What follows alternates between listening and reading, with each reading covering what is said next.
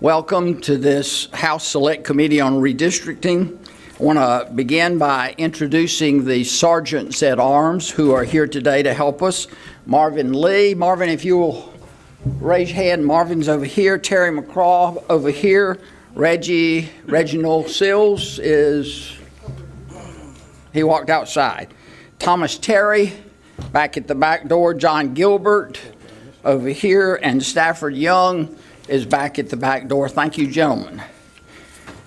Let me also say to members of the committee, if there is a member of the committee who has an amendment that they propose to offer in this committee, that I need you to turn that in to the clerk for Chair Jones and I to take a look at while we are otherwise proceeding.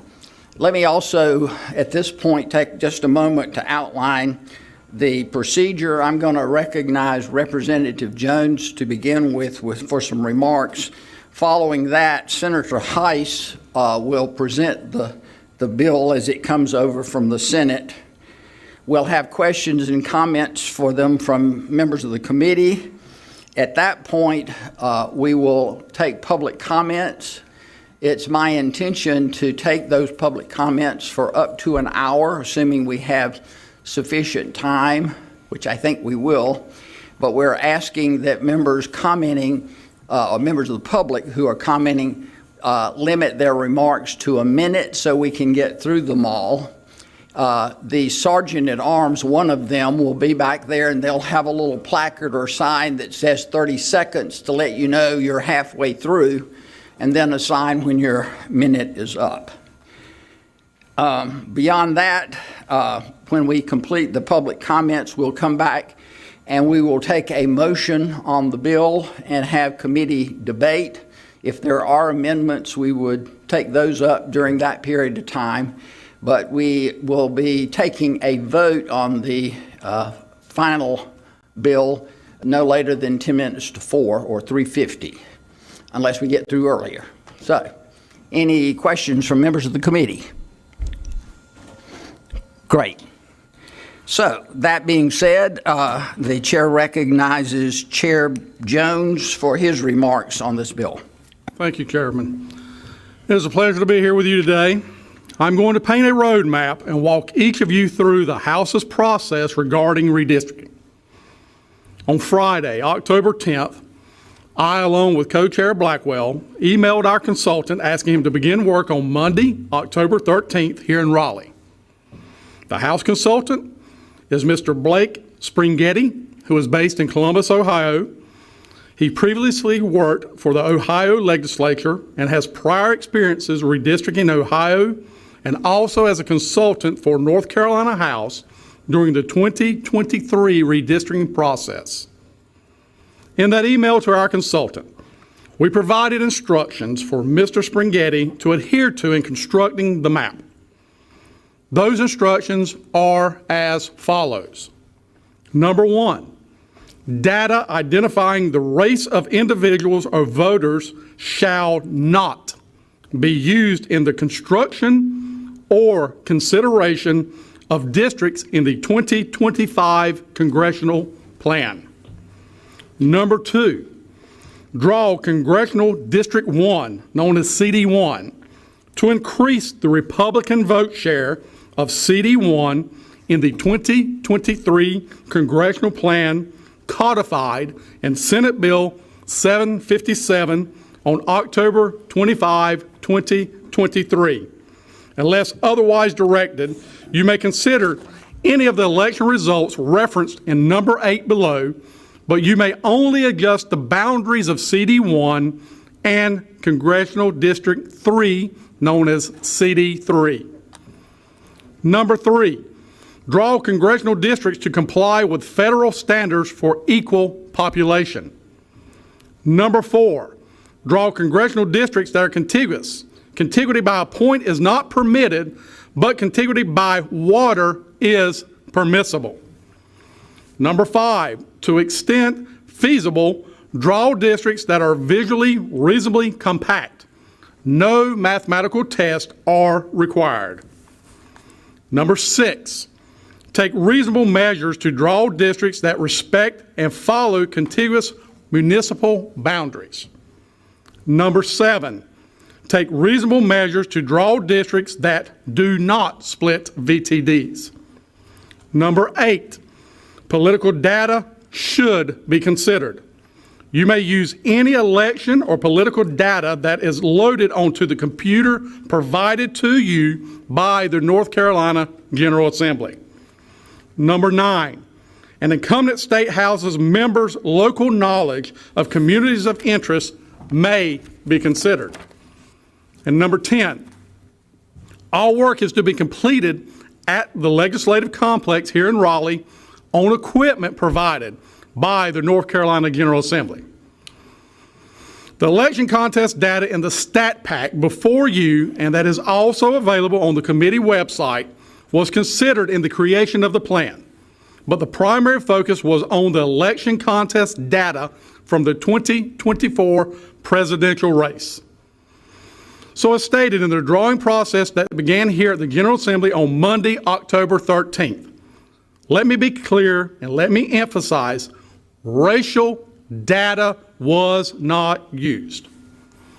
Ultimately, we decided to proceed with the map put forward by Senator Heiss, who you're going to hear from regarding the details of this map. The map was then publicly released last Thursday, October the 16th, and the public comment portal was open, giving the general public time to submit public comments for our review. We will vote this bill out of committee today, and it will be on the House floor for a final vote tomorrow. To everyone listening, the House is here today because California and the radical left launched a full-fledged coordinated attack. Mr. Chair. Up until now, we've been doing pretty well. I don't want to have to ask the sergeants at arms to remove people, but we'll have to contain those outbursts, please. So let's go back to being under control so we can get through this meeting and everybody can get their say. We don't need your reactions to what others are saying. Chair Jones, would you continue? Thank you, Mr. Chair. And again, we'll try it one more time. To everyone listening, the House is here today because of California and the radical left launched a full-fledged coordinated attack not only on North Carolina, but on the integrity of democracy itself. I've got bad news for Gavin Newsom and the radical left. North Carolina will not stand by while I tried to undermine the will of the voters and stack the deck in D.C. Well, Mr. Chairman, I yield back. The chair recognizes Senator Heiss to come forward. Welcome, Senator Heiss. We love having you over here, especially when you're agreeable. Thank you, Mr. Chairman. Thank you, members of the committee. Members, before you is the proposed 2025 congressional map. We had a robust discussion in the Senate committee, heard public comment from everyone who signed up to speak yesterday, had hours of debate on the Senate floor yesterday and earlier today. I will not repeat everything I said, but I will say a few things about this redistricting plan. The motivation behind this draw was to produce a new map that will bring an additional Republican seat to North Carolina's congressional delegation. Republicans hold a razor-thin margin in the United States House of Representatives. And if Democrats flip 4 seats in the upcoming midterm elections, they will take control of the House and torpedo President Trump's agenda. President Trump has called on Republican-controlled states across the country to redraw congressional maps, and this map answers that call. On the issue of race, to be clear, consistent with our practices this decade, in 2023 and in 2021, absolutely no racial data was used in the creation of this map. Past decisions and court records demonstrate there is no evidence of the 3 jingles preconditions in North Carolina. In fact, just weeks ago, a federal court told us in a case concerning Senate districts in the northeastern part of the state There was no evidence of legally significant racially polarized voting that would require a majority-minority district. In the absence of any evidence of the three jingles preconditions, the chairs, myself of the Senate, elected not to use race in drawing these proposed districts strictly to protect the state from lawsuits alleging illegal racial gerrymandering. The chairs do not believe the use of racial data would have been helpful in reaching any political or other legislative redistricting goal. Any political consideration and line drawings have been influenced by political data, not racial data. Now to the plan before you. The new congressional plan makes no changes to 12 of the 14 districts. The only districts that were changed in the new map are NC1 and NC3. These changes in the new congressional plan consist of the following. Greene, Lenoir, Wayne, and Wilson counties are moved from NC1 to NC3. Beaufort, Carteret, Craven, Dare, Hyde, and Pamlico counties are moved from NC3 to NC1. To balance the population of the two districts, 4,853 people by the 2020 census numbers out of 204,576 in Onslow County, 2.4% of the population, are moved from NC3 to NC1. This split occurs in Swansboro precinct, leaving as much of the town in one district, NC1, as possible, minimizing the municipal split. As I stated previously, the motivation behind this new plan is straightforward. The new congressional map improves Republican political strength in eastern North Carolina. It moves NC1 from a district where President Trump earned 51% of the vote in 2024 to a district that would have produced 55% of the vote, an increase of 4 points. To balance the strength, NC3 would lose the same amount that NC1 gains, 4 points, moving it from a district which Trump performed at 60% of the vote in the previous map to 56% in the new map. The end result is a congressional plan that should perform to elect 11 Republicans. Not only does the new congressional map better improve Republican political strength in eastern North Carolina, giving Republican candidates a better opportunity to win NC1, the new map adheres to traditional redistricting principles. You all can review the compactness reports, but the bottom line is that this map is more compact than the 23 map in all recognized measures. I would urge your support. Thank you, Senator Heiss. Are there questions or comments at this point from members of the committee? Representative Harrison is ready to go. Yes, Mr. Chair, thank you. And I have a question for Chair Jones and a question for Chair Heiss, and then I'm going to make my comments if I may. Is that okay? I think that sounds reasonable. Great, thank you. Chair Jones, I was surprised to hear you describe y'all's efforts at drawing your own map. I just had heard Senator Hines talk about the process in the Senate, and I just assumed that y'all were working together on that. So you all, the House, worked separately to develop your own map with the criteria that you gave to Mr. Springhetti, and then you decided that you preferred the map. Were they similar? I'm just trying to figure out how you reached the conclusion to go with the Senate Chair Jones map. is recognized to respond. Thank you, Chairman. Thank you, Representative. Yes, we chose Senator Heiss's map over. Yes. Thank you. And Senator Heiss, I listened to the Senate committee and I listened to the floor debate, and I don't want to waste the chamber's time adjudicating all the questions. So, but I did have one that I did not hear asked, and I'm wondering, because I didn't hear Chair Jones mention it either. Were communities of interest taken into account for the drawing of this map? Senator Heiss, you're recognized. Thank you, Mr. Chairman. Communities of interest are always considered in maps. We have predominantly divided those by what are voter tabulation districts, or often referred to as precincts.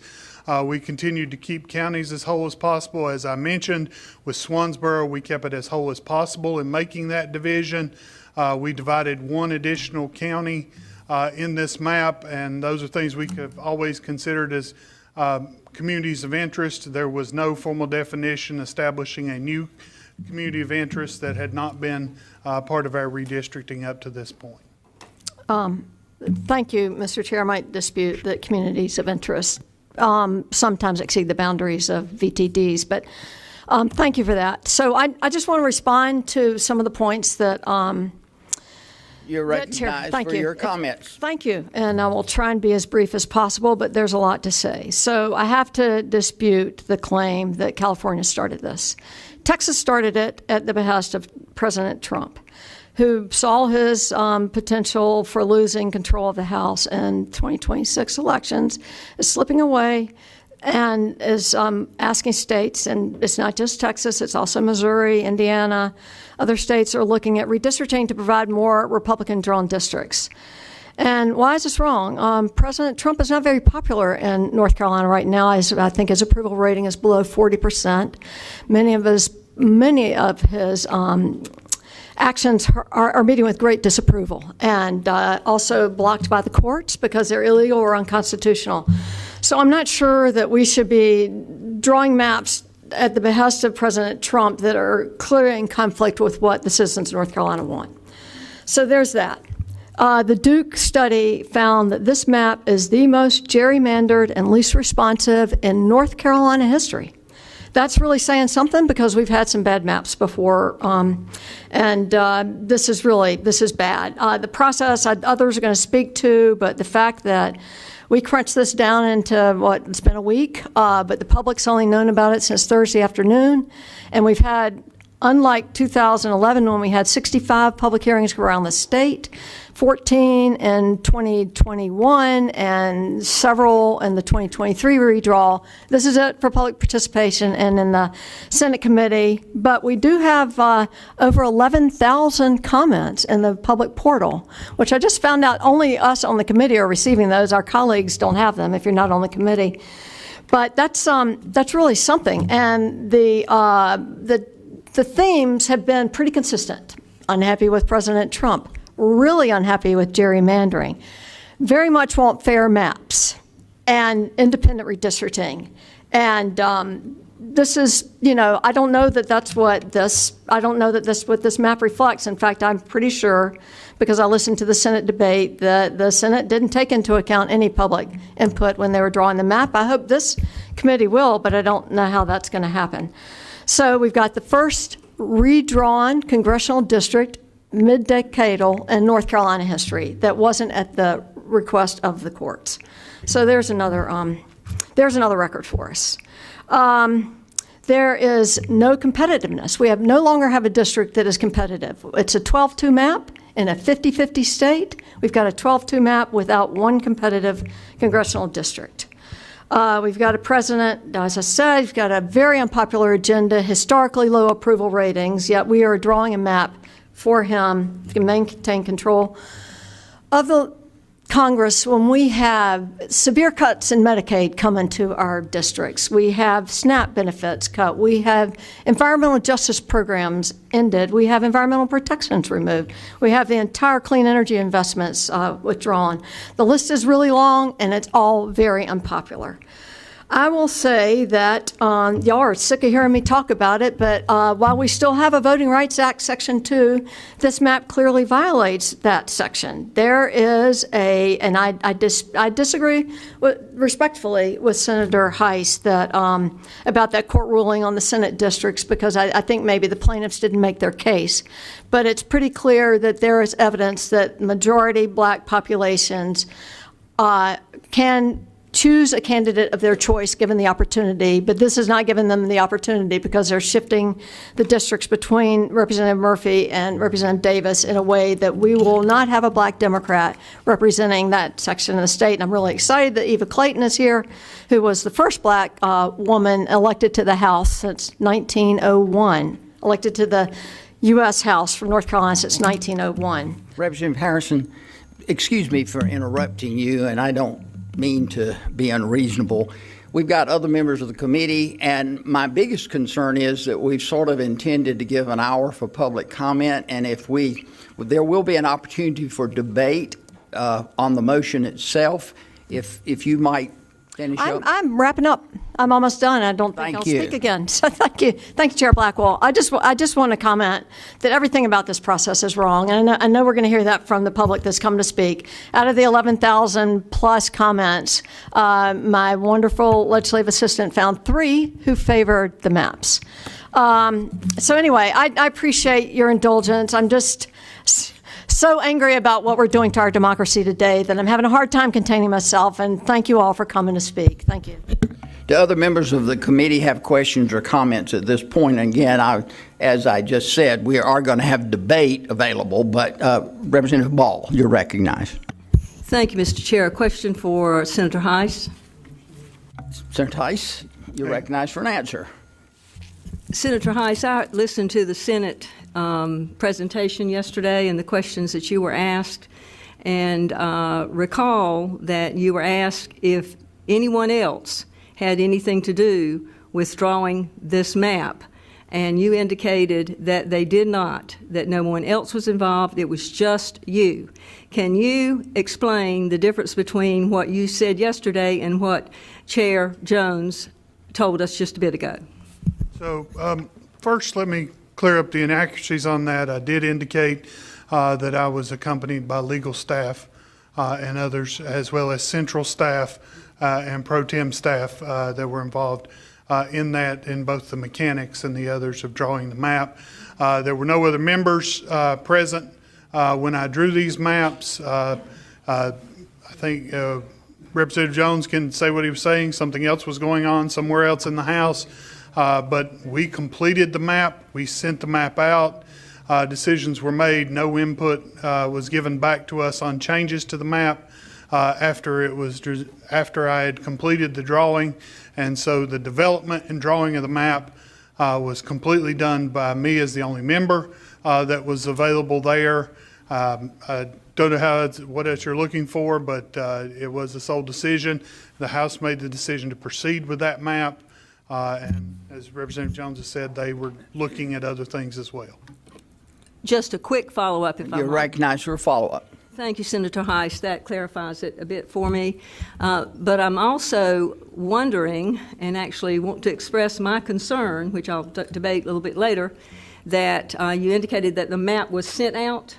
It was not sent out to the members of the House of Representatives who are Democrats, at least, and on this committee. At least I did not receive it, and I don't think any of my colleagues did. So what you mean is that you sent it out to the Republicans in the House, and there was no change to yours. Is that right?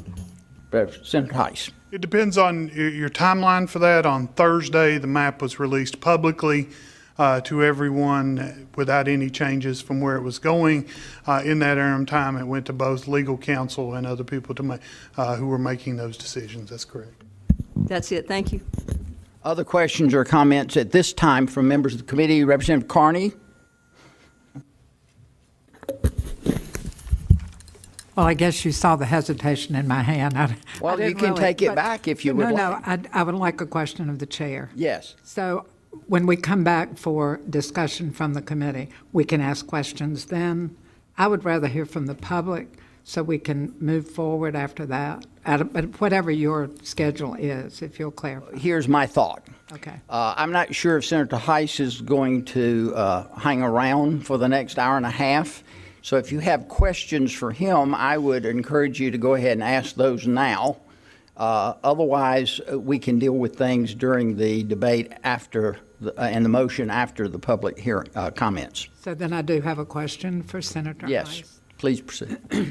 So, Senator Heiss, we've both been here for a long time.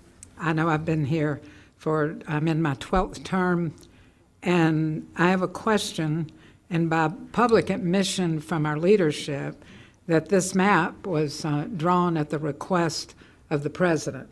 That's a quote from leadership, and that's been all over the news. My question to you is, have we ever drawn a map in North Carolina that was requested by the President of the United States? Senator Heiss, you're recognized for a response. I have received, I will say this first, I'm not aware of any map which the President has made comments on before. That does not mean I'm aware of all 50 states and how many times the President has historically involved themselves in the drawing of maps. I couldn't comment on that. I will say that I received no direct communication from the President, from the White House staff, or directives to draw a map.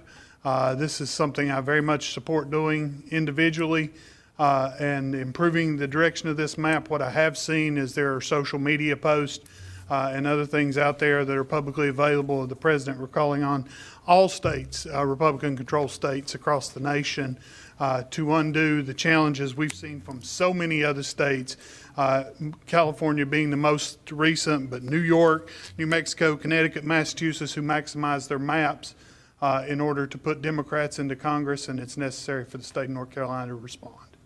Thank you. So I take that in my opinion, it has not happened in North Carolina. I'm questioning about that a president has never, a seated president has never requested a map to be drawn specifically for them in North Carolina.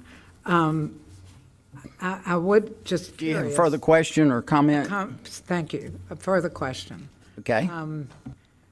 How much money has the state of North Carolina spent to, if you know the answer, staff, defend the current congressional map that's in court now? And that's a question coming from the public too.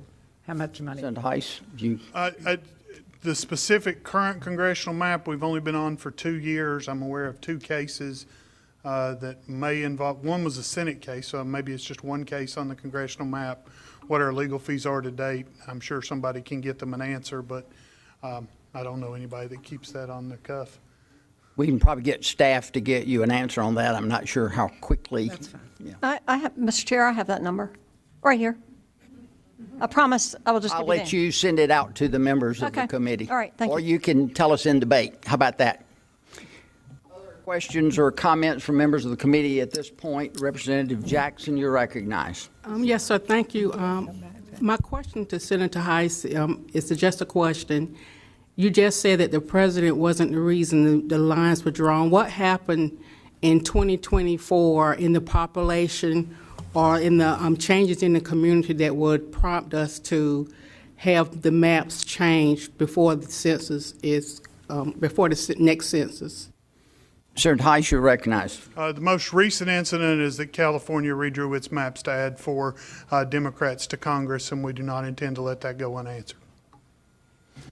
Further questions or comments at this point from members of the committee? Representative Reeves, recognized. Thank you, Mr. Chair. I know we've talked about California a lot, but I'm trying to look at what has happened. And the way I'm seeing it is Texas draws their map. Texas nets, it looks like 5 seats. California has drawn a map that's going to the voters, which may or may not pass, which gets 5 seats. Missouri then redrew, at the request of the administration, their maps that netted 1 seat. So right now, if everybody stopped today, then you're at a 1-seat gain as a total. So I don't know if you were or were not aware of that, but since Republicans have already gotten 1 more seat in the House, and you were doing this, I guess, thinking that California had somehow changed the balance, is this something that we can just withdraw until we see some other blue state do it? Senator Heiss, you're recognized to answer. Thank you. I think that's a really convenient place to kind of put your line and where you want to draw and not look at the results of what was drawn for the 22 congressional maps, where states like New Mexico, Connecticut, and Massachusetts drew their maps to not elect any Republicans within their state and have done so Illinois, only 3 of 17 Republicans in their state, even though Trump carried 43.5% of the vote. New York, which was part of the lawsuits that was there as well, where more than 40% were the vote for Trump. Only 19 out of the 26 congressional seats are held. 19 of the 26 congressional seats are held by Democrats. It is obvious that this began with the 2022 redistricting with the Democrat optimization. When the laws changed and Texas was under new standards for drawing their districts to rebalance this, I felt like that was a movement that came more towards a balance. And then California is the latest to throw their chips in the hat and try to add for Democrats. We can adjust one of those seats by moving in North Carolina. Further comments or questions from Representative Reeves? Yes, and I apologize for seeming like I was trying to draw a convenient line, and I may have misunderstood what both folks have said as to why we were doing this. What I heard when you initially talked and when Chair Jones talked was that you were doing this in response to California, not into something that happened in 22. So if I misheard that, I apologize. So if this is a response then to what happened in 2022, why didn't you draw this map in 2024 when you had a chance to draw a map? Senator Heiss. As you're aware, in 2022, we did not draw the congressional maps that's coming out. So the results of how the maps would perform, we didn't have 2024 election data either in that process. But it was California adding the 5 congressional seats to the Senate, which made us optimize our maps. We actually did put out a proposal for a 12-2 map in the previous draw of 2024. That's coming out. That was not adopted, but when the environment changes, the opportunity to make changes comes to light. Further comments or questions from members of the committee at this point? Representative Reeves. Yes, thank you. So the House drew a congressional map and the Senate drew a congressional map. And if I'm hearing you correctly, what's been adopted is the Senate congressional map. So there were no compromises made for the House map. So for instance, the House didn't have parts in it that you said, hey, I will change my map for, or is this the original Senate map that the House was asked to look at? Senator Heiss. I have never seen the map drawn by the House or produced by the House. I don't even know that a full map was produced. I was just informed that the House was willing to accept the map that I produced. All right, thank you. Further questions, comments, members of the committee? Representative Carney, you're recognized. Thank you. I wasn't quite through before, but go ahead. I was okay with that. Okay. Excuse me. So, Senator Heiss, and I'm going to read from this, the 10th Amendment simply means that any powers not specifically given to the federal government by the Constitution are automatically reserved to the states or the people. From the question earlier, it appears that that the president, we know, has asked for this request of North Carolina. So can you if the following instructions that I read, aren't we violating the 10th Amendment by moving forward as a state on a federal government, the president's request? Senator Heiss. Multiple challenges to that. First of all, the right to draw congressional districts is given to the federal government. If you read the U.S. Constitution, it also authorizes Congress to make changes to the districts as well as the state legislature. This is a decision. There is no requirement or others that the state do it. This is a choice we are making that the president approves in that process, and this is a decision of the state legislature to redraw its districts at this time. So one follow-up, Mr. As evidenced by the fact that you're getting ready to vote on this process. Mr. Chair, a follow-up? Yes. Okay. So my question would be, after your statement then, would you have moved forward, or we've been requested to move forward, had this request not come from the president, would we be here today moving forward with this as a General Assembly? Given the opportunity to move forward and rebalance after California, I would have taken any opportunity available to bring this body here to maximize our congressional representation. Thank you. I just want to be on the record as saying I disagree that this started in California. It really originated back in Texas. Further questions or comments from members of the committee before we go to public comments? Representative Ball. Just a question for the chair, please. I Yes. want clarification. So we will have an opportunity to debate after the public has comment. In other words, you do not want us to debate now. You want us to wait till the public has completed, and we will extend as long as we need to, because we are not going into session, I understand, at 4. So our calendar can be moved to allow the public to have as much opportunity to speak, and the members of this committee as much opportunity to voice their thoughts as well. So if you'd clarify that for me. It's the intention of the chair that we would take a vote at 3:50. If we get some revised indication that they're going to give us more time or want us to take more time, that could change. But as of now, the expectation is we will go into public comments, and after the public comments, we will come back, have a motion and debate on the bill itself. How much time we will have may depend on how much time we end up with on public comment. The idea originally was to have an hour for public comment. We are now at 2:42, so we may, I think, unless, I don't know how many additional sign-ups we've got at the back, but we may have fewer public comments than we need for a full hour. So we're going to have to play it a little bit by ear, Representative Ball. I can't promise exactly how much time is, but we will have debate. Well, thank you, Mr. Chair.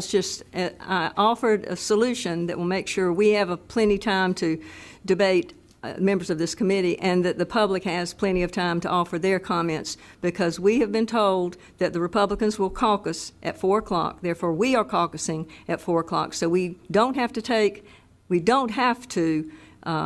go into session, which was the original plan, to have session at 4 o'clock. So anything can be moved a bit to accommodate the necessary debate on this bill.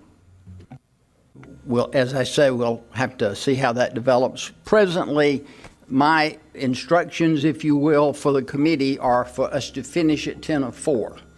If that changes, then I certainly am willing to stay here personally, but we'll see how that goes. At this point, we're going to go to public comment. I'll remind you of the rules, if you will, that 1 minute, the sergeant at arms has a card that he'll hold up after 30 seconds to let you know you've used half of your time, and then he's got a separate one to hold up when you have reached the 1 minute time limit. I know that's not a lot of time, but we got a lot of folks that we are going to try to hear from. I'm going to call these in the names in the order that they've been given to me, and I'm going to call several to start with, and I'll call them in order. If the person second and third and fourth in line would go ahead and come up to the mic and stand at the back or to the side and wait for your turn, that might help us move through this promptly. The first, and when you're speaking to us, if you'll identify clearly your name, if you are with an organization or representing a group, if you'll let us know that. The first 4 speakers that have signed up, Vicki Boyer, then former Congresswoman Eva Clayton, Clinton Wright, I think this is Khalil DeThomas, apologize if I didn't get that correctly, Tamika Walker Kelly. That's 5, but we'll start with Ms. Boyer if she's here, and if you'll come up to the mic, and Ms. Clayton, if you can get in position. Yes, Ms. Boyer. Thank you. Thank you very much. I'm Vicki Boyer. I am from Orange County representing myself. I want you to know I'm a North Carolina native, and I can trace my ancestors here back to the 1730s. I'm going to tell you that this is one of those days that will live in infamy in North Carolina history. Today, North Carolina Republicans show their true face. They have lost all sense of honor. They have lost their Christian values. They've become completely absorbed into the American Fascist Party. Their oath of office, sworn to with their hand on a Bible, means nothing to them. It was only a means to an end. Their actions today prove that their plans for North Carolina are so unpopular that they have to cheat to win. They don't want to govern, they want to rule. I hope they will remember that old adage that cheaters never prosper. The best sign I saw Saturday at a No Kings rally was this: Yo Papa didn't run moonshine through North Carolina hollers just so you could be a bootlicker. Thank you, Ms. Boyer. Representative Eva Clayton. Ms. Clayton, welcome to the House. Thank you. I wish to speak on the House bill redrawing North Carolina Congressional District. I rise to speak against the House bill that redraws North Carolina 1st Congressional District. Shame on this General Assembly, shame on North Carolina for silencing the will of the people of northeastern North Carolina, a true swing district that reflects the diversity value of the state. For 91 years after 1901, no black citizen represented North Carolina. I broke that banner. I was that person who was elected in 1992. I represented teachers. I represented farmers, those of the diverse area. In 2024, voters in this district chose a Republican president and a Democrat black representative. That, although I did not vote for that president, that is democracy. What you're doing today means that you are against democracy. But this redistricting strips, indeed, the majority black counties from the 1st Congressional District and bury them in a heavily Republican area. That is an act of gerrymandering. You also remove one of the 3 black representatives. Shame on you for saying you didn't consider him. Thank you. Do you not know that Donald Davis was black? Well, I'm here to inform you. Thank you. Thank you, Representative Clayton. Our next speaker is Clinton Wright. Good afternoon. I'm Clinton Wright, and I've come here today to talk about Senate Bill 249 as a recovering Republican turned registered independent. Like many of you, I'm from a rural country town where most people vote Republican because that's how my father, my papa, and my granddaddy and generations of my family voted.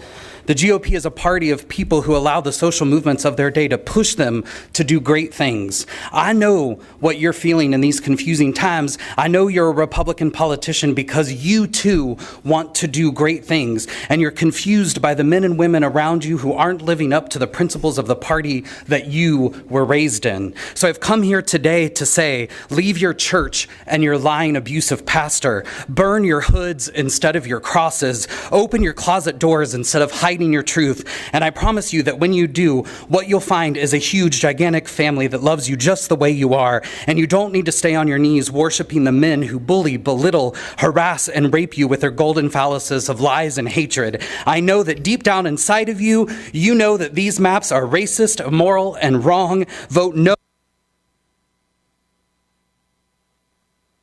State budget. In doing so, you will do something great, Mr. and Wright, you will your save time yourself has by finding expired. your freedom in your truth.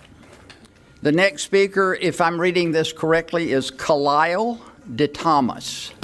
Apologize if that's not correctly pronounced. Thank you. My name is difficult. It is Khalil D. Thomas. I am with Democracy Out Loud. I asked Representative Pricey for the amount of taxpayer money spent on redistricting litigation. $22,512,000 redistricting litigation since GOP took over in 2011. It's ironic to me that the Party for States' Rights is abdicating their own power to Trump to give a convicted felon with an incredibly dangerous and unpopular agenda your power. And you Republicans are willing to kneel to fascism for Berger's desperation not to be primaried. It's a misdirected claim that this is not race targeted when you're targeting the district that's known as the Black Belt. This is the Southern agenda. You will be on the wrong side of history. Today is an amazing opportunity for a Republican who has the nerve to be a hero by standing up for equal representation and the rights of black voters. I demand Medicaid funding and a moral budget, not racist maps. Thank you, Ms. DeThomas. Let me read out some names. I think Ms. Kelly is probably at the podium, but the next speakers after her, if you would come up, would be Greg Flynn, Deb Oronzio, Pat Butler, and Catherine O'Malley. Ms. Kelly, you're recognized. I am Tamika Walker Kelly, an elementary music teacher from Cumberland County and president of NCAE. It has been 113 days since the General Assembly has missed its deadline to pass a state budget. 100 days of missed opportunities for students across the state, 100 days of educators trying to function without the raises that they deserve, and 100 days of uncertainty for schools trying to plan. But instead, you are busy drawing congressional maps once again. And so while teachers are wondering if they can stay in the classroom, you are rigging the system. And instead of students who are thinking of them, who are sitting in overcrowded classrooms, you are breaking the rule of law to benefit the powerful few. Education, public education, is the foundation of our democracy and this economy, and yet it is playing second fiddle to people's political ambition, and that should not be so. Thank you. Thank you. The next speaker is Greg Flynn. Greg Flynn, citizen, voter. The map hasn't changed since yesterday, so my comments will be equally familiar. This president has circulated a video of himself dropping excrement on American people. This is the God you worship, the dictator you appeal to, you appease, the king you pander to, while thousands of North Carolina citizens are on track to lose health insurance, while civil rights guaranteed by the Constitution are now daily trampled on. No one is safe from his retributions, not even you. I pledge allegiance to the flag of the United States of America and to the republic for which it stands, a republic if you can keep it, not to a felonious monarch in a gilded house on Pennsylvania Avenue. Are you monarchists? Are you not Republicans? Absolute power is corroding the republic. Just because you can legally eat everything at a buffet doesn't mean it's a good idea. Thank you, Mr. Flynn. The next speaker is Deb Oronzio. Yes, good afternoon. Thank you. This action by the legislator is a shameless and deliberate attack on democracy. First, let's be crystal clear about the racist nature of this redraw. You're not just shuffling lines. You're dismantling a historic black opportunity district. The claim of no racial data used is a legal shield to mask a real-world tragedy. You are effectively silencing the voices of black North Carolinians and erasing their history of representation. This isn't just partisan. This is a moral regression. The sheer arrogance in this move is just as appalling when we all know that between 84 and 87% of all North Carolinians believe partisan gerrymandering is wrong.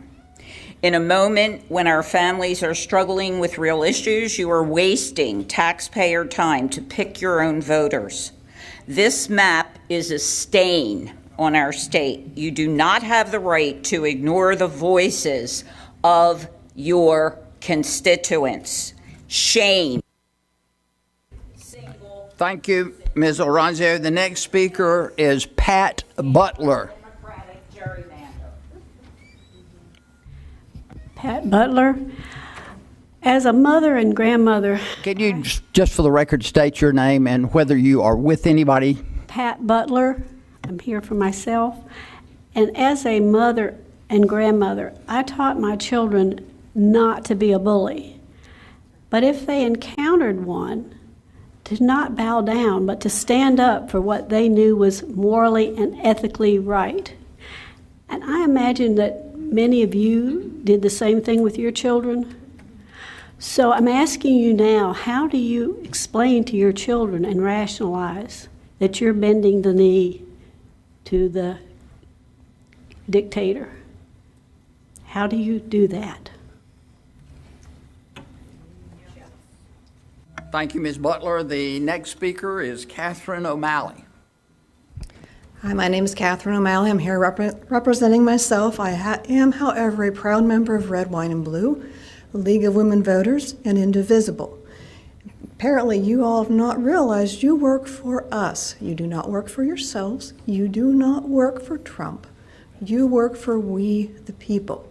I'm also a proud participant in the No Kings Day, where we stood 7 million proud to say, you represent us. These maps do not represent the state of North Carolina. These maps do not represent your constituents. We've heard that you are wasting taxpayer money. We've heard there's 10,997 public comments and us saying we want fair maps. These are not fair maps.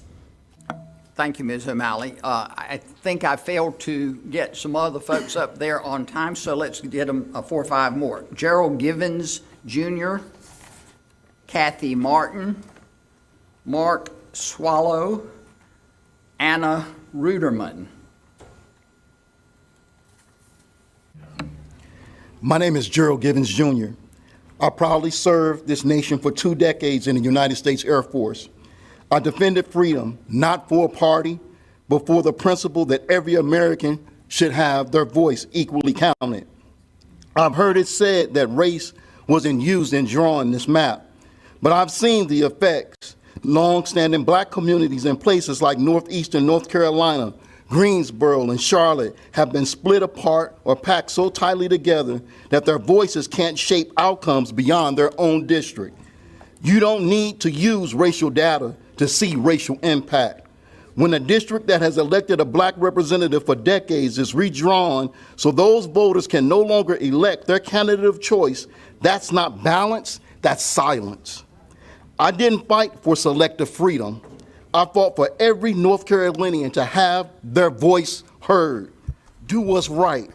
Defend the people's voice like I defended yours. Thank you, Mr. Givens. The next speaker is Kathy Martin. My name is Kathy Martin. I am a member of Democracy Out Loud, and I spoke also yesterday. So I know you're probably all aware that this is pretty much what happened yesterday, and you know what the arguments are. And I am totally incredulous that that man wants to lie and say we're doing this because what California is doing. California is asking their voters what they want. These folks are not doing that. Shame on you if you don't understand that this is a democracy and that you work for us. Thank you, Ms. Martin. The next speaker is Mark Swallow. My name is Mark Swallow with Democracy Out Loud. So these maps are racists, right? When you take a predominantly black and brown district, you don't need to add race. It's there already. And then you add predominantly white counties to dilute the black and brown votes. You're disenfranchising those votes, right? That's racism. This bill is about Berger, and it's about helping Berger win his primary in March by gaining the support of President Trump. He is giving up a seat in North Carolina for a favor from the president. That's corrupt, and it smacks of racketeering. And telling the lies over and over again about California doesn't make it true, it just makes you a liar. Add a referendum on the ballot in North Carolina and see what the people of North Carolina want. That is what you should be doing, not this. Thank you, Mr. Swallow. I think Anna Ruderman is next, but before she speaks, if Frank Atkinson could come up next, Daniel Ayers, Eric Willoughby, and Mark McClure. Ms. Ruckerman, you have the floor. Ruderman, or I'm not sure. Dr. Ruderman, yeah, thank you. Article 1, Section 10 of the North Carolina Constitution, known simply as the Free Elections Clause, states that all elections shall be free. Merriam-Webster's defined free as not determined by anything beyond its nature or being, choosing or capable of choosing for itself. In violation of the concept of free elections, partisan gerrymandering is the form of vote dilution, the devaluing of one citizen's vote as compared to others. That imposes a constraint on a voter's will. A rigged election is not a free election, nor is an election with a voter's voice is worthless because the election's results have been preordained by whoever wields political power. The rights that prohibit partisan gerrymandering are the bedrock of our sacred system of democratic government. And this is a shameful manipulation of our principles of democracy and the rule of law. And Mr. Blackwell, you were 20 years old, just 4 years younger than the late great John Lewis when he had his head bashed in to protect voting rights. I know on which side of history I would like to stand. Thank you, Ms. Ruderman. Frank Atkinson, or is it Ackerson? No? How about Daniel Ayers? And I'd just like to say that was quoting Justice Earl. Daniel Ayers, Hometown Holler, North Carolina's #1 state politics podcast. Y'all check us out. Got my Bible here today. Don't be nervous. Do unto others as you would have them do unto you. It's that simple. It's that simple. I've heard a lot of excuses for these maps. Gavin Newsom, California. When we get down to it, folks, is this what you would have your neighbor do unto you? Is this what biblical leadership looks like? These maps are the wet dream of soft men who won't even look up from their phones to face their voters. These are men who lust for a world where the powerful do what they can and the rest of us suffer what we must. Jesus wept. Thank you, Mr. Ayers. Eric Willoughby. My name is Eric Willoughby. I'm a sophomore at UNC Charlotte, and I just want to highlight what this kangaroo court actually is. This is a sham. This is a blatant, racist attempt to limit the power of minority voters. This is pathetic, it is pitiful, and it is shameful. That is what this is. And you Republicans, you want us to be afraid because voters who are fearful do not show up. They do not come and fight you on everything. But let me tell you, hear us, see us. We are not afraid of you. The arc of the moral universe is long, but it bends towards justice, as Dr. King said. And we will win in the end. Shame on you. Shame. Thanks. Mark McClure is next, but Ms. McClure, before you start, let me call out the next group. Congresswoman Alma Adams, Jennifer Berkins, Kristen, I think it's Creason or Grossman, I'm sorry, can't quite read it, and Elena Siberio. Mr. McClure. My name is Mark McClure. I'm a proud member of Democracy Out Loud. And according to the North Carolina Constitution, all political power originates from the people, is founded upon their will only, and is instituted solely for the good of the whole. This surgical targeting of the black and brown community in Northeast North Carolina is not for the good of whole. I'm a physician. There's a cancer in Washington, D.C., and it has metastasized throughout the Republican Party. And it will kill this party. It will kill the Republican Party. And it will hurt millions of people. Vote against this. Thank you, Mr. McClure. Congresswoman Adams, welcome back. It's good to see your hat. Thank you, Mr. Chairman. I'm Congresswoman Alma Adams. I'm a former member of this body, and I'm deeply ashamed of this body for putting the people of North Carolina last. Speaker Hall made it very clear that this attempt to further gerrymander our state is being done at the request of President Trump, not because it's in the best interest of North Carolina citizens. You focused on stealing another congressional seat after you've already stolen 3, and ridding our democracy, then addressing our states, not addressing our state's pressing issues. And we're tired of congressional districts being shuffled every election because you'd rather pick your voters than have them pick you. We're tired of being disenfranchised, of being embarrassed because gerrymandering is more important to you. So you're not just targeting a Democratic member, that's obvious, and he is black, you must know that. You're trying to dismantle the district with the largest record of black congressional leadership in North Carolina history. And that's just not right. Your constituents are speaking to you today. I certainly hope you listen. I spent 20 years here. I know you. You should know your citizens, and you need to respect our wishes. Thank you, Congresswoman Adams. The next speaker is Jennifer Berkins. Hello. I'm no organization, just a very concerned American citizen. What's happening here right now, because Pino, president in name only, asked you, his radical right minions, to steal more seats is an abomination. Chair Jones, your rhetoric and propaganda is astonishing. This started in Texas with Abbott, and California responded using your racist and right-wing tactics, and you don't like it. It's an abomination of our Constitution and what we the people want. Tell yourselves there's no racial component to this redistricting, gerrymandering, if it helps you sleep at night.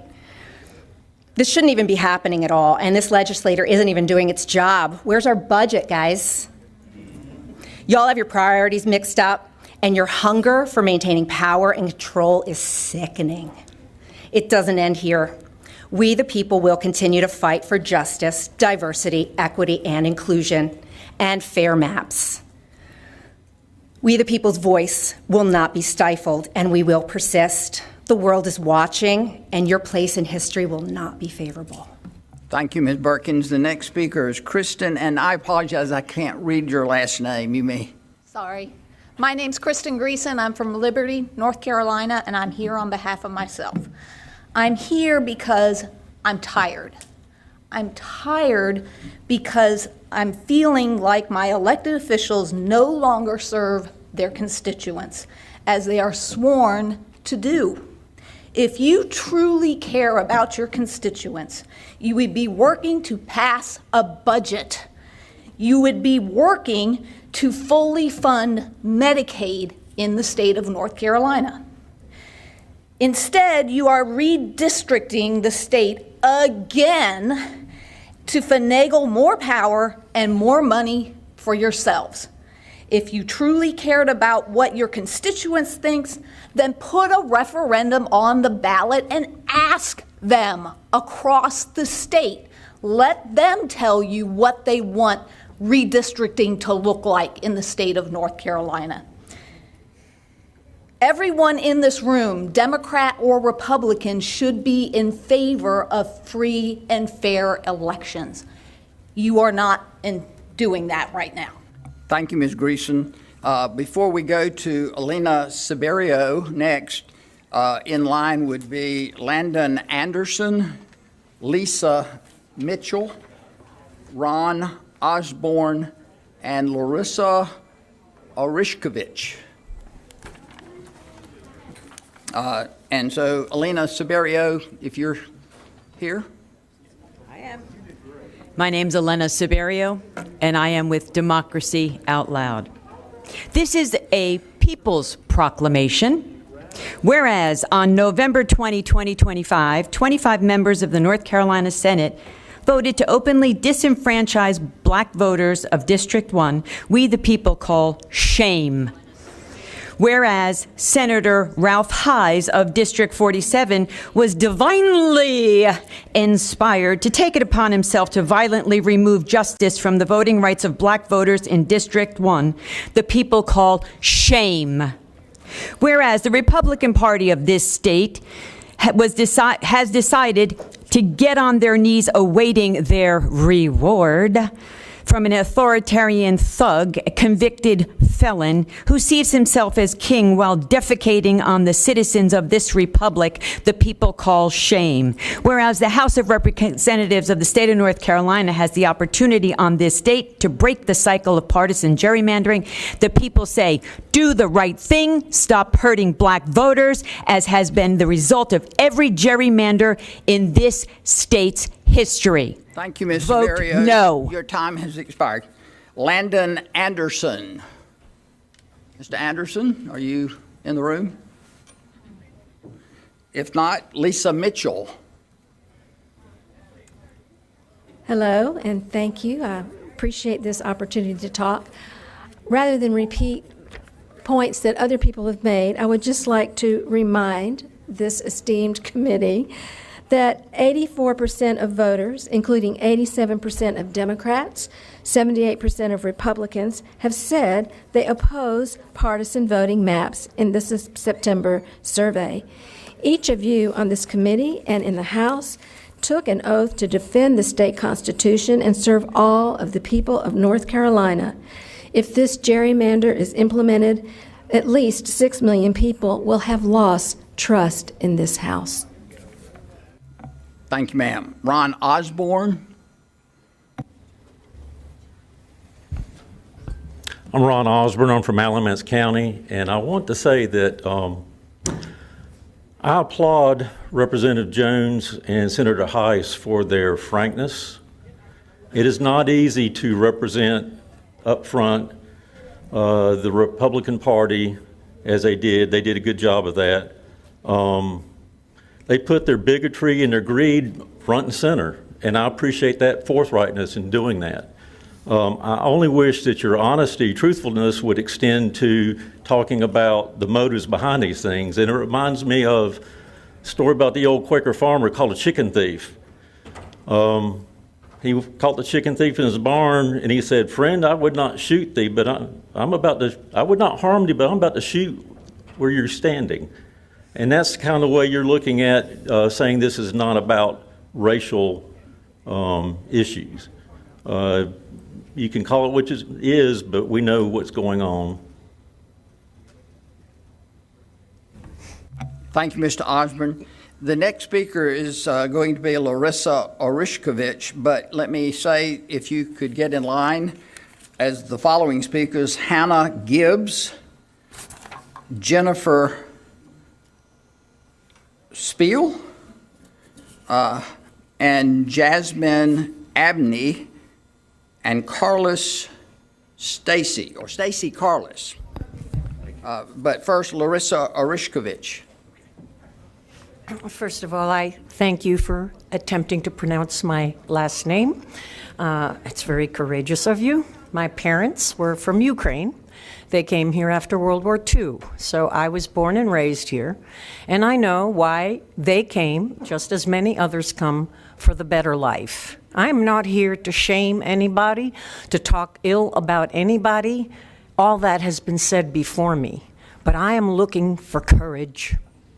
I am looking for somebody who aspires to be somebody like Abraham Lincoln. The Republican Party has had great figures in its history. So why are we simply rubber stamping our commander-in-chief and not exerting our rights as free-thinking people to stand up for the people of North Carolina? To redistrict this in a manner just to gain a vote is dishonest, lacks integrity, and will not serve you well in the future. Thank you. Thank you, ma'am. I won't try it again. Hannah Gibbs is next. Ms. Gibbs, are you in the room still? Apparently not. How about Jennifer Spiel? Help me with your last name. It's Spiel, S-P-E-A-L. Okay. Sorry, my handwriting was not all that great. My name is Jennifer Spiel. I am a citizen of this great state in this country. First, I want to say I reiterate, uplift, and personally agree with every word Representative Harrison spoke earlier. I think she hit all the nails on the head. I'm here to communicate my extreme disappointment in the continual redistricting of our voting districts. I mean, how many times do we got to do this? Really? Gerrymandering is cheating, plain and simple. And I have said for a long time that the Republicans don't have game. They haven't had game in a long time. And when you don't have game, you have to rely upon cheating to get votes. One last thing I want to say is we the people of North Carolina means fairly and justly representing the people of North Carolina. And that's what you should be doing. And Representative Jones, I've watched you, and you haven't looked up from your phone the entire time we've been speaking. How disrespectful. Thank you, Ms. Beal. Our next speaker is Jasmine Abney.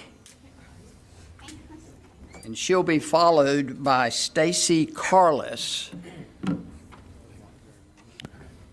can go now? Okay. Hi, y'all. I am Jasmine Abney. I am here with Common Cause North Carolina, but first and foremost, I'm a North Carolina native and a generational North Carolinian. And if you're wondering, no, we should not be redistricting. You should not be gerrymandering an already gerrymandered map. You should be letting your constituents focus on their municipal elections and the early voting plans that their county boards of elections are taking up, but instead, they are here. And Senator Hines let us know that he didn't want to read any of those 11,000 comments. He said that was partisan mess. But I'm here in front of you because this is not right. Read the comments, listen to your constituents, and act accordingly.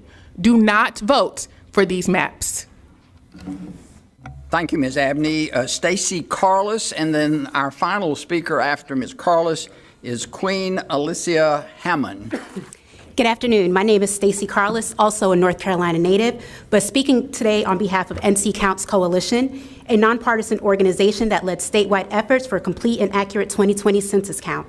Redistricting, like the census, should occur once every 10 years to ensure fair representation, never to serve partisan interests. Yet for the fourth time since 2020, and not due to court order, we are here again because North Carolina's redistricting process and the maps before us continue to dilute the political power of Black voters while limiting meaningful public participation. These maps protect partisan political power, not democracy. Voters should choose their leaders, not the other way around. North Carolinians deserve transparency, inclusion, and fairness in every step of the redistricting process. Elected officials are supposed to serve the people, not partisan power. We will not stand for politics that silence Black voters and other voters of color, weaken democracy, or keep control in the hands of a few. North Carolinians deserve better. Thank you. Thank you, Ms. Carless. And then our final speaker, Queen Alicia Hammond. Ms. Hammond? Not seeing her. Chair thanks you, members of the public, for your comments and especially for your decorum and trying to help us keep on schedule. Chair recognizes Chair Jones for a motion. Thank you, Mr. Chairman. I move for a favorable report of Senate Bill 249 with a referral to rules. Burgers maps are racist maps. Burgers maps are racist maps. Burgers maps are Committee will stand at ease. Burgers maps are racist maps. Burgers maps are racist maps. You're fascist. Maps are racist maps. Burgers maps are racist maps. Burgers maps are racist maps. Burgers maps are racist maps. Burgers maps are racist maps. Burgers maps are racist maps. Stay up your vote and stop being disrespectful.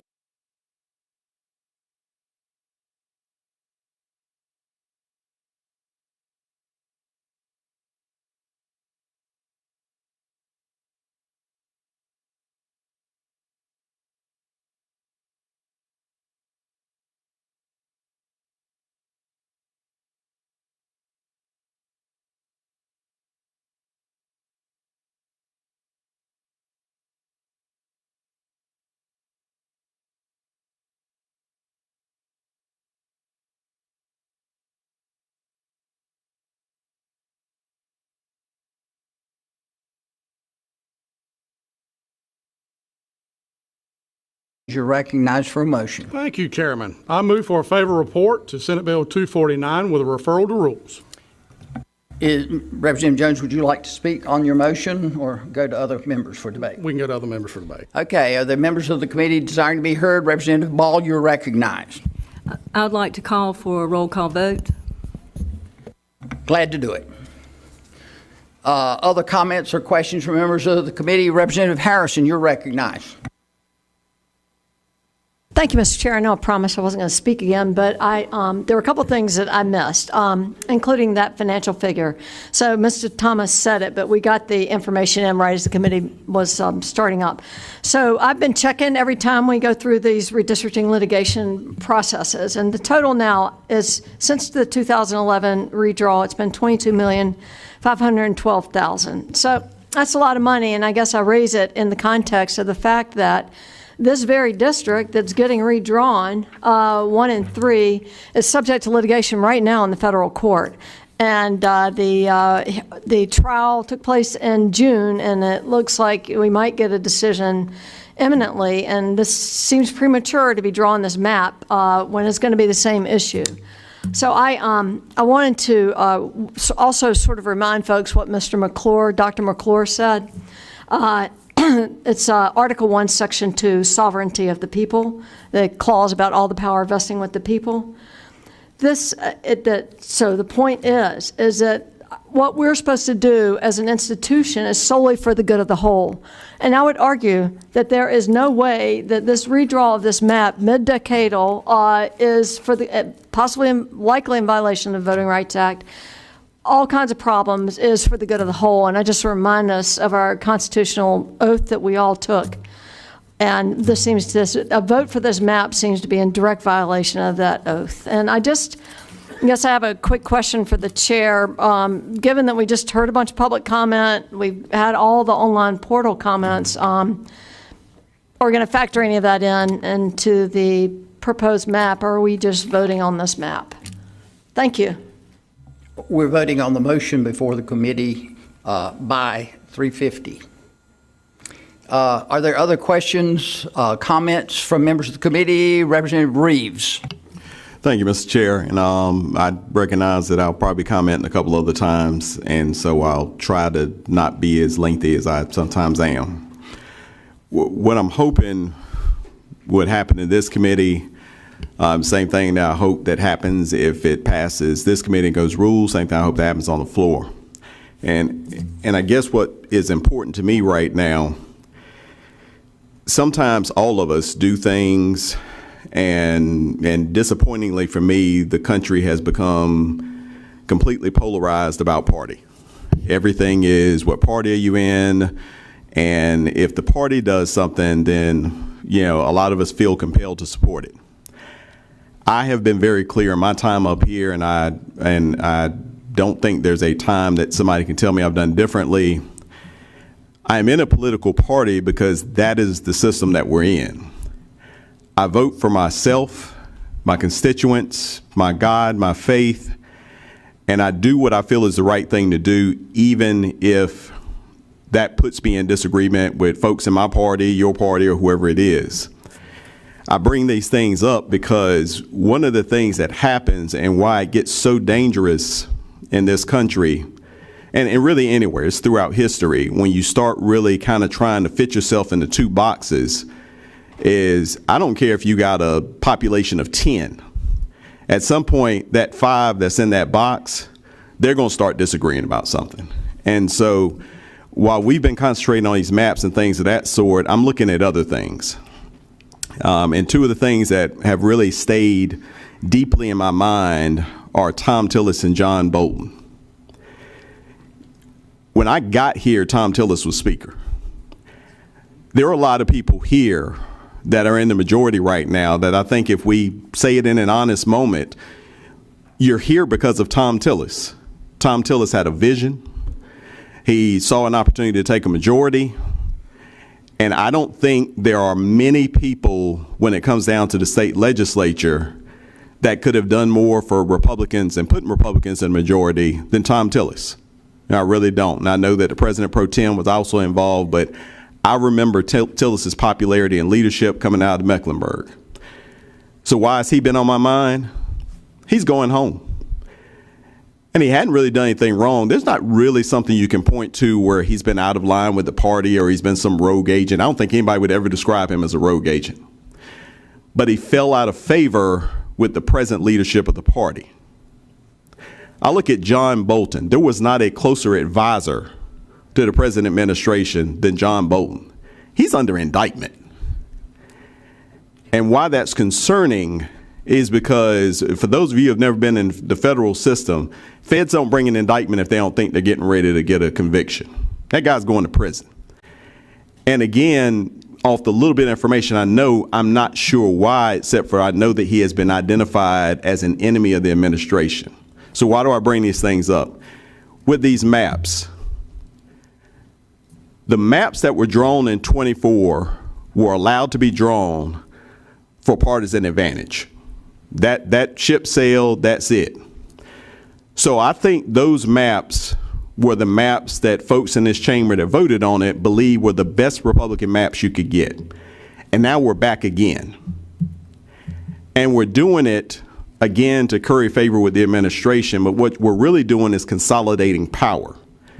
So the warning I would give the folks is this: it's all well and good as long as you stay in favor.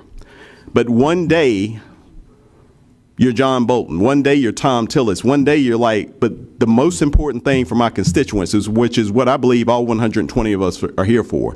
The most important thing with my constituents is actually out of line with what this particular administration wants. Not the party, but what this administration wants.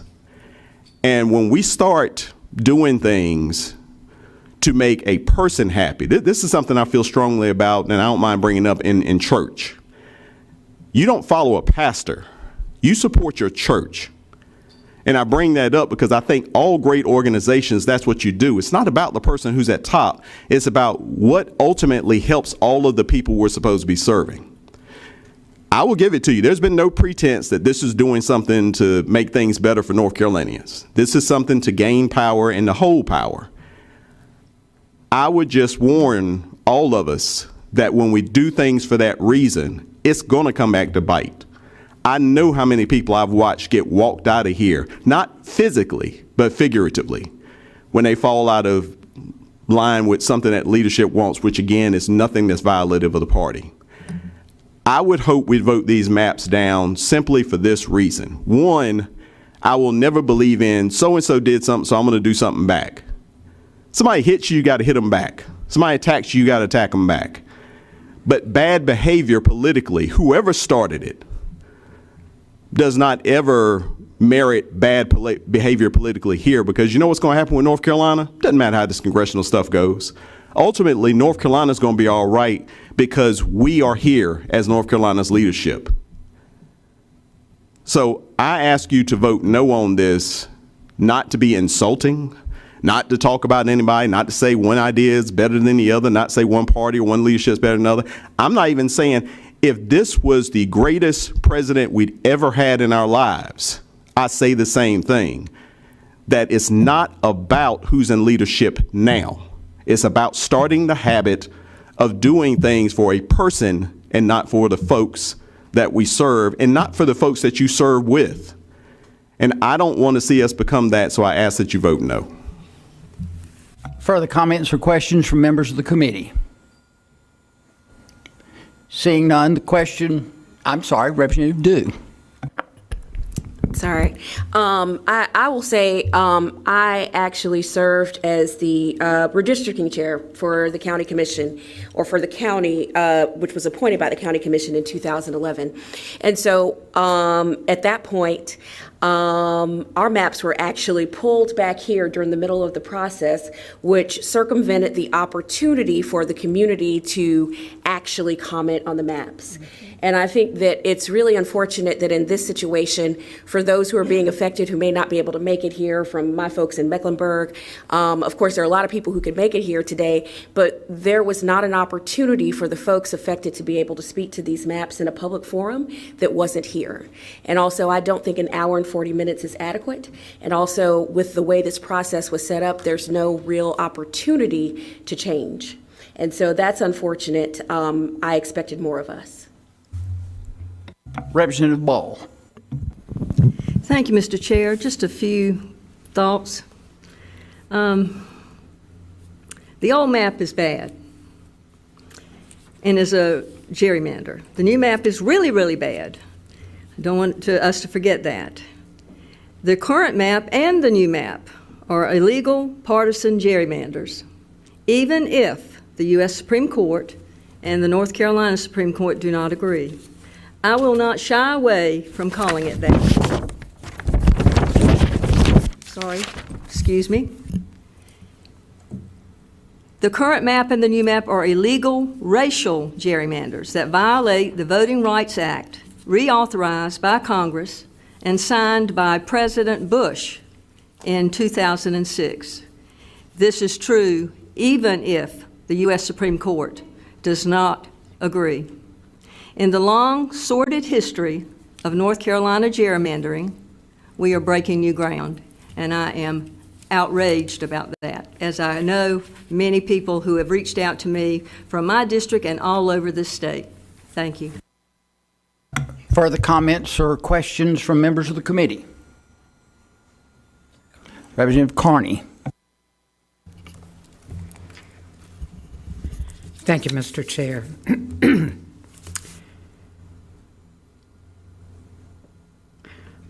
I'm trying to gather my thoughts. I have been a North Carolinian born and bred here. My children have been raised here. My grandchildren, some of them have been raised here. I've had the distinct honor and privilege to serve Mecklenburg County, my district, in Raleigh for the last 23 years. I've been in the majority, I've been in the minority. I can't believe that I'm sitting here today, that we are now moving forward because someone, one man in Washington, the president, and you heard my questioning earlier, this has never been done in North Carolina, that we have taken from the president of the country and saying, I need for you to redistrict and give me one more congressional seat. That's just so out of the realm of the democracy that I have been raised in. My father was a World War II veteran. And if he were alive today, he'd be 105. I cannot believe that he is sitting where he is in heaven, proud of what his daughter has been asked to do today. And that is to not stand up for the Constitution in this bill, in this redistricting, not because the Constitution requires it, not because the people have demanded it, but because one man in Washington asked us to do it. I just can't believe that I'm sitting here. It's surreal to me. We just went through this 3 years ago.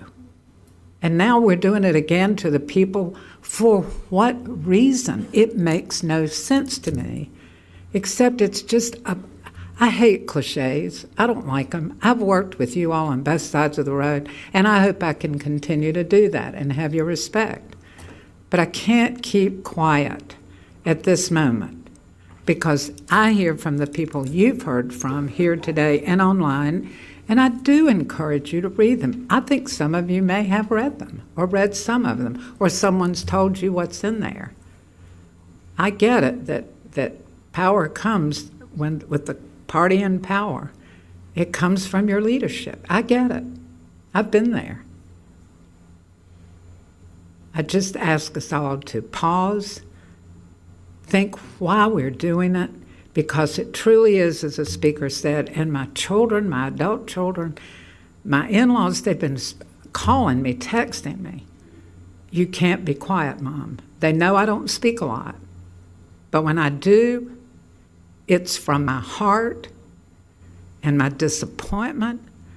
My state is better than that, than this. Our state is better than this. And I know you don't want to hear half of what people are saying, but I hope at some point that when you put your head down on the pillow, as my daddy told me at night, and you can fall asleep, you know you're in a good position. I hope you all sleep well. Thank you. Further comments or questions from members of the committee? Seeing none, the motion before the committee is that we give Senate Bill 249 a favorable report with a referral to rules. If you are in favor of the motion, vote aye or yes, and if you're opposed, vote no, and the clerk will call the roll.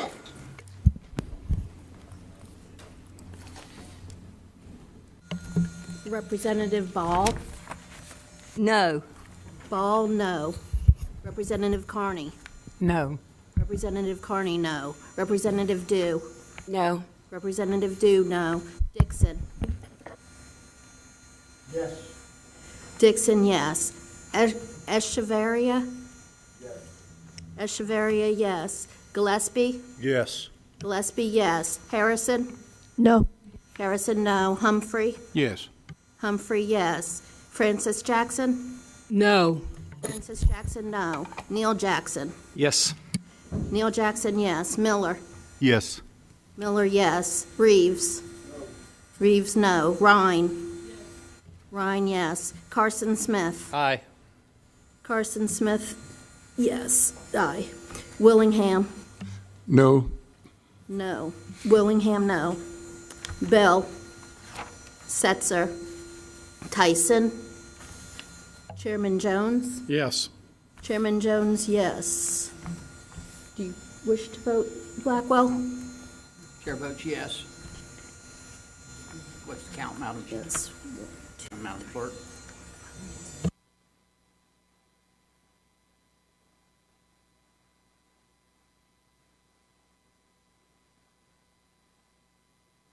The votes on the motion are 10 in favor, 7 against. That completes the work of this committee, and the committee is adjourned.